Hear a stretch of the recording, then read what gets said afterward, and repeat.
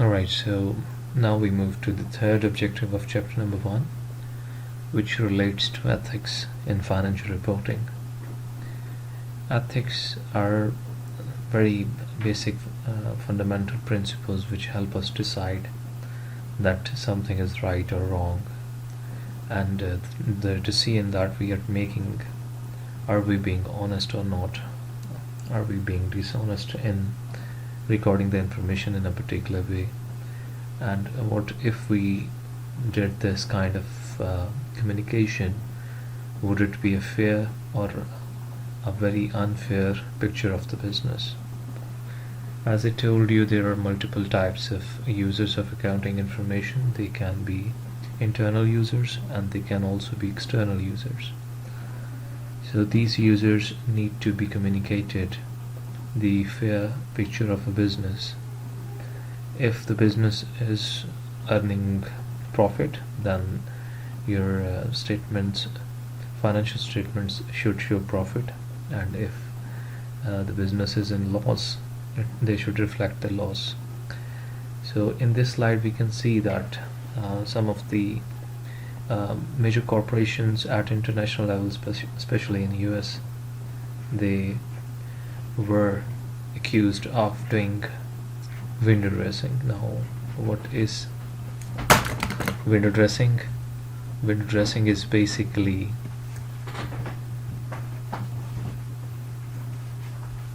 to actually show figures in the financial statements in a favorable form, although in reality things can be different.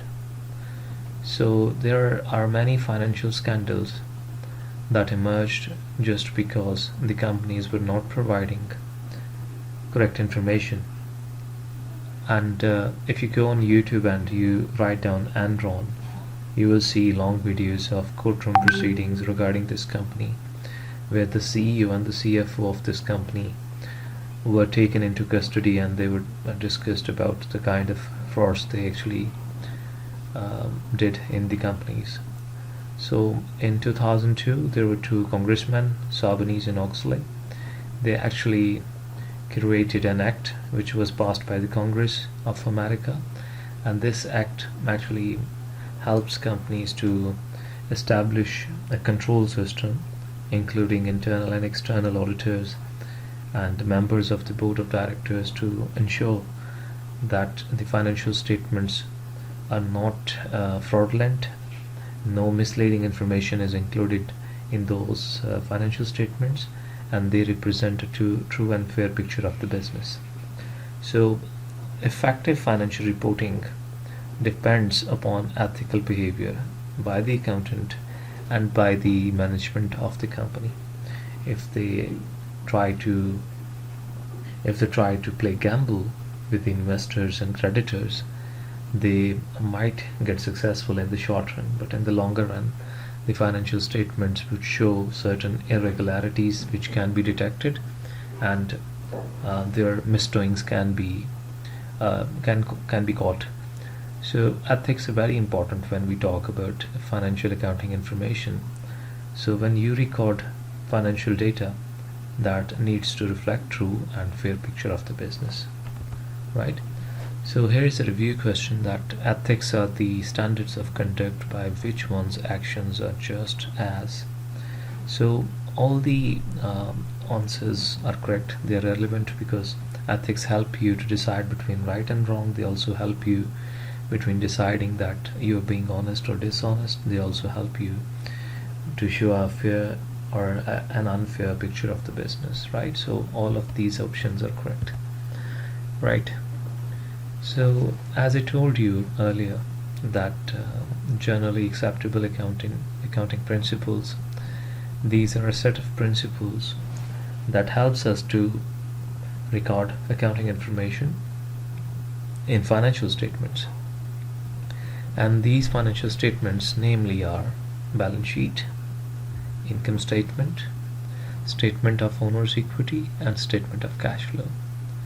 These principles are there to guide accountants to prepare these financial statements. Their format way to put different kind of accounts in those financial statements, what information will go to a particular statement, what would be the format of that statement, what extra information should be included. So if you see, there is a fifth item here which is called note disclosure.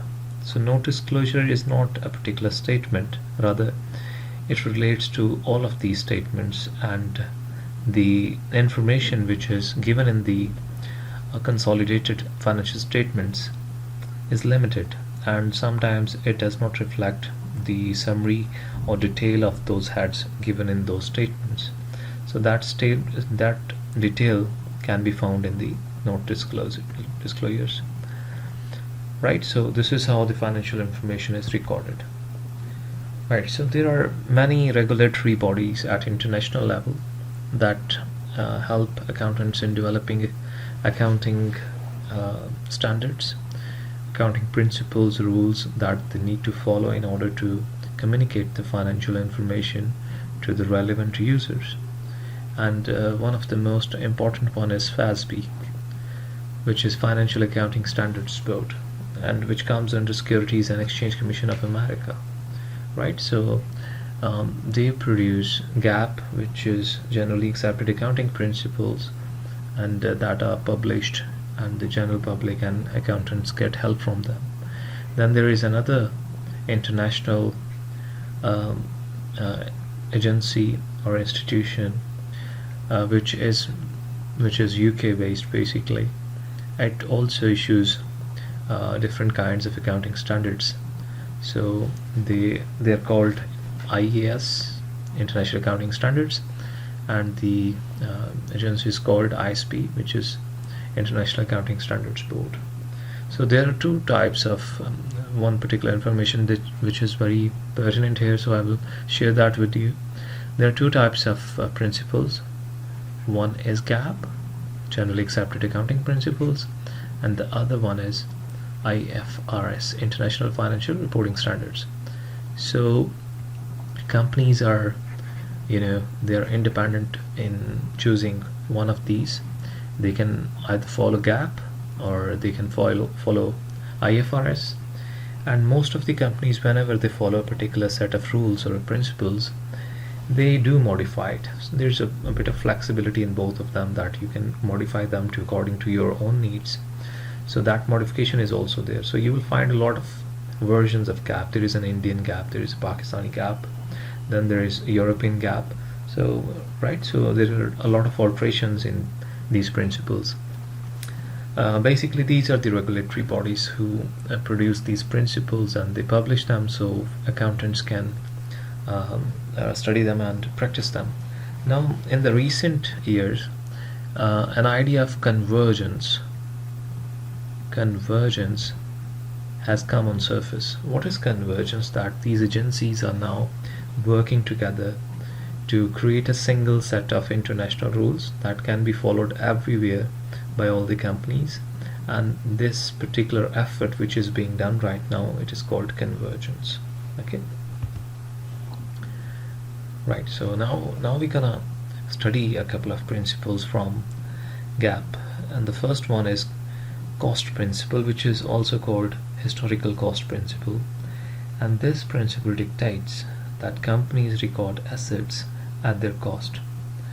Right, when you purchase an asset, for example, if you purchase a vehicle, you purchase a car, or you purchase furniture, the actual price on which you purchased that asset, that is called the book value of the asset, and that is the cost at which we record the asset in our financial statements. Now, how this can be looked at? Well, every asset that a company or a business has, it will have multiple values. Let me give you an example. The vehicle which you purchased, for example, you have given $2 million for that, and if you go into the market may say that the vehicle that you want to sell out is only 1.6 million worth. That does not change the book value of the vehicle. So in books, that would be remaining of 2 million rather than the market value of 1.6 million. right? Let me give you another example. For example, you have a piece of land which you purchased giving $1 million, and when you go to the market and you want to sell the land, you are given like $2.2 million. But which value you should record in the financial statements? You should record the first one, because we are working with GAAP, generally accepted accounting principles, and according to those principles you need to record every asset at their book value, at their cost, the cost at which they are being purchased. And there's a particular reason for that.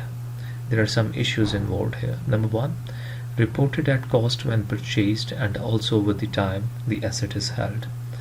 Why? Because cost easily verified. You can easily verify the purchasing cost. You will have receipts for that. You will have source documents for that. And also market value is often subjective. If you take this land and you go to like 3 or 4 people, each and every one will go to different price for this land. So that becomes subjective. That becomes based upon opinion. And we don't want that. We want something which can be verified. So historical cost or the purchase cost is the information that is more useful, right? That information is more useful. That's why we always record assets on their book value, the value at which we purchase them. The next one is monetary unit assumption, which is very straightforward. Include in the accounting records only transactions that can be expressed in the form of money, in the terms of money. If any event in a business which cannot be expressed in the form of money should not go into accounting statements. Let me give you a couple of examples. For example, if your CEO is sick and is unable to come to your meetings, that is an event for you, right? Your meetings are not being conducted properly and your business may get affected by that, but this is something which cannot be written in the form of money. On the other hand, if your salary is increased, you are given a raise in your salary, that can be expressed in the form of money. So if you increase the salaries of your employees, that can be an expense for the business, and then that can be recorded. You purchase something, you sell out something, these transactions will involve money in them, so they should be recorded. Okay, next is economic entity assumption, which requires that activities of the entity, business entity, should be kept separate and distinct from the activities of its owner and all other economic entities. So you have business A, then you have the owner of business A, and then you have business B, C, and D, so on. This owner also runs a business called F. So this business has a book of accounts, right? Has a book of accounts that needs to be only dedicated to this business, right? So the personal income of this owner from business F is different from the income of business A. So this business, for example, let me give a name to this. This is Rika, like Rika. Okay, so this business is called Rika. Rika is, however, not a human being, but still an entity. Rika has its own resources, assets, its own obligations, liabilities, its own investment by this owner in the form of capital. But Rika is different from this owner, right? These are two different entities. So a business in itself is a different entity from its owner and all other economic entities. And this assumption is called economic entity assumption. So businesses can be segregated, and they can be classified according to their nature, their form of ownership, and there are 3 basic forms of ownership of any business. One is proprietorship, sometimes called sole proprietorship. Number 2 is partnership, and number 3 is corporation or limited company. So next we're going to discuss these 3 forms of business ownerships.